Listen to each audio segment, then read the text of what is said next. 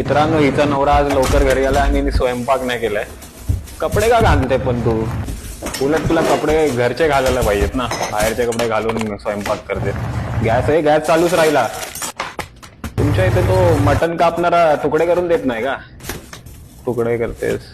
मीठ घातला आणि आजी आजोबा बोलून गेलेत की अजून हिचा हसबंड जो आहे नवरा अजून गाडीतून उतरतोय. अरे एकदम धाब्यावर काम करायची वाटतं. एकदम पटापट पटापट कापून घेतला. एवढे तर आमचे कामवाली बाई पण फास्ट करत नाही. पुरी बनवते वाटतं, पीठ मळते. हा आरामात येतोय. बघितलं काय, मी बोललो ना पुरी बनवते.